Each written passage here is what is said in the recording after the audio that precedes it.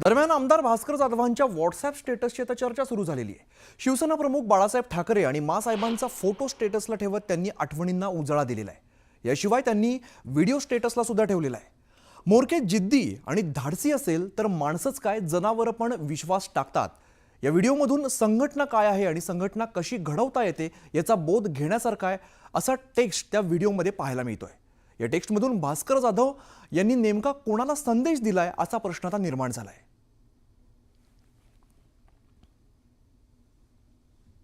पुढची बातमी बघूया। बीडच्या मस्साजोगमधील सरपंच संतोष देशमुख हत्याकांडावरून राज्यातील वातावरण हे चांगलंच तापलेलं आहे आणि त्यासोबतच वाल्मिक कराड कनेक्शनवरूनही काही सत्ताधारी आमदारांसह विरोधकांकडून सातत्याने धनंजय मुंडे यांच्या मंत्रिपदाच्या राजीनाम्याची मागणी केली जाते। एकीकडे यावरती जोरदार चर्चा रंगत असताना उपमुख्यमंत्री अजित पवारांनी एक वक्तव्य करत राजीनाम्याचा चेंडू मुंडेंच्या कोर्टामध्ये टाकलाय। मंत्रिपदाचा राजीनामा द्यायचा की नाही हे स्वतः धनंजय मुंडे ठरवतील असं दादा म्हणालेत। त्यावेळेला त्यांनी सिंचन घोटाळ्याच्या आरोपांचा उल्लेख करत आपल्या राजीनाम्याबाबत भाष्य करत सूचक वक्तव्य केल्याची चर्चा सुरू झाली आहे। 2010च्या का 11च्या दरम्यान तुमच्यावर सिंचनाच्या बद्दलचे जे आरोप झाले त्यावेळेस तुम्ही स्वतः राजीनामा दिला। जो तो स्वतःचा निर्णय त्यावेळेस माझ्या सद्विवेक बुद्धीला मला ते पटलं नाही। मी आजही पत्रकार मित्रांनो सांगतो, एकही गोष्ट मी एवढी महत्त्वाची खाती आजपर्यंत गेल्या 34 वर्ष सांभाळलेली आहे। मला सुरुवातीलाच राज्यमंत्री म्हणून सुधाकर नाईकांच्या मंत्रिमंडळात 92 साली संधी मिळाली होती। त्या दिवसापासून आजपर्यंत काम करत असताना मी कुठेही ओव्हर रूल करत नाही। आदर्श जे प्रकरण आलं त्याच्यात पण काहींना राजीनामा द्यावा लागला। 26/11 त्याच्यात पण राजीनामा द्यावा लागला। आता त्यावेळेस परिस्थिती असती। आज आम्ही सारखं असं म्हणतोय, म्हणजे देवेंद्रजी असतील, मी असतील किंवा एकनाथराव असतील किंवा यामध्ये दोषी जे असतील त्यांच्यावर कारवाई त्या ठिकाणी केली जाईल आणि त्या मताशी आम्ही आहोत। आपण त्यांना प्रश्न विचारतो। एक मिनिट, पक्षाचे तुमच्या आमच्या असं नसतं बाळा। ह्यामध्ये शेवटी ते तरी काही हे बघत नाहीत का? त्यांचं म्हणणं की मी ह्याच्यात दुरान्वय पण माझा संबंध नाही। कोर कमिटीमध्ये धनंजय मुंडेंना स्थान आणि त्याच वेळेला मी राजीनामा सिंचनचे आरोप झाल्यानंतर दिला होता। धनंजयने आरोप द्यायचा की नाही, राजीनामा द्यायचा की नाही हे धनंजयने त्याचं ठरवावं असं दादांचं म्हणणं आणि अचानक हात वर करणं याचा स्पष्ट अर्थ आहे की अजितदादांची सुद्धा इच्छा आहे की धनंजय मुंडे यांनी राजीनामा द्यावा। मात्र तो राजीनामा देत असताना त्याचं पाप किंवा त्याचं बिल आपल्या नावावर फाडलं जाऊ नये याच्यासाठी दादा एक अत्यंत सेफ झोनमधला उत्तम गेम खेळत आहेत। यंत्रणा बंद करून टाकाव्या, चौकशा बंद करून टाकाव्या, पोलीस जे आहेत त्या सगळ्या यंत्रणांना आता आराम द्यावा।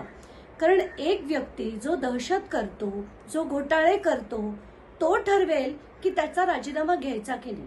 त्याचा पक्ष नाही ठरवणार, मुख्यमंत्री नाही ठरवणार, मंत्रिपदाचा राजीनामा त्यांनी द्यायचा की नाही आता तो व्यक्ती ठरवणार। म्हणजे हे तर कमालीचं स्टेटमेंट झालं। आम्ही जे मांडलंय, मुद्दे सूद मांडलंय, प्रत्येकाचे पुरावे दिलेत, त्याच्या चौकशा करायचे सोडून तुम्ही आज जर म्हणत असाल की त्यांना ठरवू दे तर हे अतिशय हास्यास्पद आहे। इकडे भाजप आमदार सुरेश धसांनी मंत्री धनंजय मुंडेंच्या घेतलेल्या भेटीवरून राजकीय वादळ उठलेलं आहे। धस मुंडे भेटीची बातमी फुटल्यामुळे धसांची चांगलीच कोंडी झालेली आहे। यामागे राजकीय षडयंत्र असल्याचा आरोप सुरेश धसांनी केला आहे। माझं मत असे की या सगळ्या प्रकारामध्ये कोणीतरी अतिशय व्यवस्थितरित्या माइंड गेम खेळतंय, याच्यात कोणीतरी षडयंत्र रचते। माझा गेम होणार नाही, मी एवढा सोपा नाही। पूर्ण लक्षात आलं हे कोण करतंय ते, पूर्ण बाब माझ्या लक्षात आली। मी त्यांचं नाव जे आहे ते मुख्यमंत्र्यांना सांगेल आणि हा जो पूर्ण षडयंत्र रचले याचा पर्दाफाश मी निश्चितपणे योग्य वेळी करीन। भाजप आमदार सुरेश धस आणि मंत्री धनंजय मुंडेंच्या भेटीची बातमी शुक्रवारी वणव्यासारखी पसरली। आणि राजकीय वर्तुळात अनेक तर्कवितर्कांना उधाण आलं. त्यामागचं कारण म्हणजे गेल्या 2 महिन्यांपासून सुरेश धसांनी अप्रत्यक्षपणे धनंजय मुंडेंना टार्गेट केलं होतं. मग अचानक असं काय झालं की धसांना मुंडेंची भेट घ्यावीशी वाटली. तर इकडं विरोधकांच्या हाती तर आयताच मुद्दा लागला. त्यांनी धसांना खिंडीत गाठलं. म्हणजे वाल्मिक कराडचा मुद्दा राहिला बाजूला आणि सुरेश धस मुंडे भेटीवरून चर्चा झडू लागली. पण आता यामागे राजकीय षडयंत्र असल्याचा दावा धसांनी केलाय. हे जे षडयंत्र आहे, या षडयंत्राच्या बाबतीत मी 100% मुख्यमंत्र्यांशी बोलेल आणि मुख्यमंत्र्यांना बोलून, कारण मला ह्याच्यात पूर्ण लक्षात आलं हे कोण करतंय ते, पूर्ण बाब माझ्या लक्षात आली. मी त्यांचं नाव जे आहे ते मुख्यमंत्र्यांना सांगेल आणि हा जो पूर्ण षडयंत्र रचले याचा पर्दाफाश मी निश्चितपणे योग्य वेळी करीन.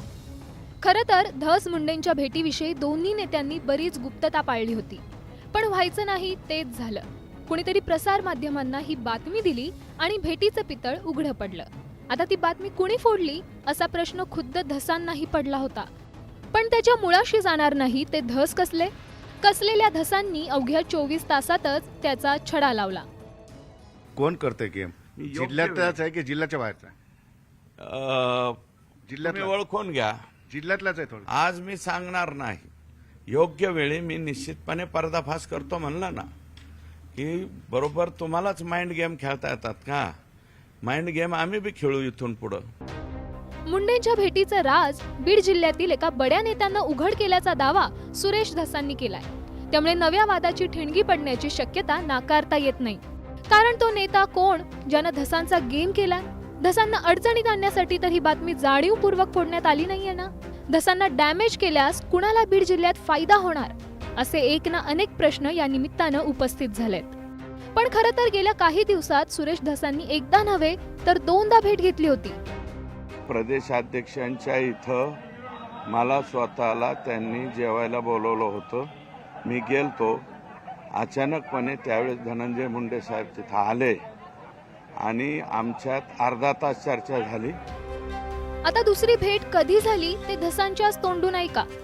मी जे परवा भेटायला गेलो त्यांना, हे बघा, एखाद्या माणसाला रात्रीच्याला कुठेतरी म्हणजे हॉस्पिटलमध्ये ॲडमिट केलंय आणि पुन्हा माघारी आणलंय म्हणल्याच्या नंतर आपली संस्कृती आहे, त्या संस्कृतीप्रमाणे मी त्यांना भेटायला गेलो. या दोन्ही भेटीवरून सुरेश धसांना टीकेचं धनी व्हावं लागलंय. गेल्या काही दिवसातील राजकीय घडामोडींवर नजर टाकल्यास सुरेश धसांभोवतीचं बीडचं राजकारण फिरत असल्याचं चित्र आहे. पण मुंडेंच्या भेटीमुळे काही प्रमाणात का होईना धसांना डॅमेज झालंय. त्यावर धस कोणता मार्ग काढतात हे पाहावं लागणार आहे. सिद्धार्थ गोदाम, न्यूज 18 लोकमत, बीड. सरपंच संतोष देशमुख हत्या प्रकरणातील फरार आरोपी कृष्णा आंधळेची संपत्ती जप्त करण्याच्या प्रक्रियेला महसूल प्रशासनाकडून सुरुवात झालेली आहे. हत्या प्रकरणातला मुख्य आरोपी कृष्णा आंधळे हा तब्बल 70 दिवसांपासून फरार आहे. परिणामी त्याची बँक खाती गोठवण्याची आणि 5 वाहनं जप्त करण्याची आता कारवाई केली जाणार आहे.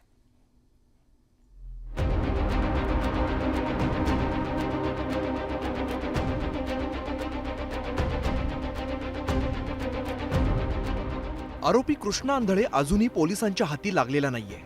तर दुसरीकडे कृष्णा आंधळेला फरार घोषित केल्यानंतर बीडच्या जिल्हा व सत्र न्यायालयाकडे कृष्णा आंधळेची संपत्ती जप्त करण्याची परवानगी मागण्यात आलेली होती. ही मागणी आता न्यायालयाकडून मान्य केल्यानंतर जप्तीच्या प्रक्रियेला सुरुवात झालेली आहे. सीआयडीने न्यायालयात आंधळेच्या संपत्तीची माहिती सादर केल्यानंतर न्यायालयाने जप्तीचा आदेश दिलाय. धारूर आणि केशमध्ये असलेली बँक खाती गोठवण्याची आणि 5 वाहनं जप्त करण्याची प्रक्रिया सुरू करण्यात आली आहे. त्यामुळे कृष्णा आंधळेच्या आर्थिक नाड्या आवळण्यात येणार आहेत. वाल्मिक कराडच्या संपत्तीच्या जप्तीची न्यायालयाकडे परवानगी मागितल्यानंतर वाल्मिक कराड सीआयडीला शरण आलेला होता. त्यामुळे आता कृष्णा आंधळे तपास यंत्रणांना शरण येणार का याकडे जिल्ह्याचं लक्ष लागलंय. संतोष देशमुख हत्या प्रकरणातील प्रमुख आरोपीपैकी एक असलेल्या कृष्णा आंधळे याच्या भोवती आता सीआयडी आणि तपासी यंत्रणांनी फास आवळला आहे. विशेष म्हणजे त्याची संपत्ती जप्त करण्याच्या अनुषंगाने न्यायालयाने देखील आदेश दिला आहे. त्यामुळं संपत्ती जप्त होण्याच्या भीतीनं कृष्णा आंधळे आता पोलिसांना शरण येणार का हे पाहणं महत्त्वाचं असेल. कृष्णा आंधळे याला तात्काळ अटक झाली पाहिजे, फक्त संपत्ती जप्त करून काही होणार नाही अशी प्रतिक्रिया धनंजय देशमुख यांनी दिली आहे. ते त्यांचं सीआयडीनं त्यांचं काम केलेलं आहे. तो तपासाचा भाग आहे. त्यांच्या नियमामध्ये त्या काही गोष्टी बसतात ते करत आहेत. पण त्याला लवकरात लवकर अटक करा. बाहेर मोकाट जिथं आहे तिथून त्याच्या मुसक्या आवळा, त्याला इथं न्यायालयात सादर करा, पोलीस स्टेशनमध्ये आणा आणि पुढील कारवाई करून त्याला लवकरात लवकर फाशी द्या, अशी आमची मागणी आहे. सीआयडीने कारवाईचा फास आवळलेला आहे. त्यामुळे कृष्णा आंधळेची संपत्ती लवकरच जप्त होणार आहे. त्यामुळे फरार असलेला आरोपी किती काळ लपून राहतो की तपास यंत्रणांच्या हाती लागतो असा प्रश्न निर्माण झालाय. Bureau report, news 18 Lokmat. राज्यातील आगामी स्थानिक स्वराज्य संस्थांच्या निवडणुकांवरून महायुतीमध्ये आतापासूनच खटके उडायला सुरुवात झालेली आहे. भाजप स्वबळावरती लढणार असेल तर आम्ही सुद्धा स्वबळावरती लढायला तयार असल्याची डरकाळी शिवसेनेकडून फोडण्यात आली आहे. बघूया. सत्ताधारी महायुतीतील घटक पक्षांना महानगरपालिका आणि जिल्हा परिषदांच्या निवडणुकांचे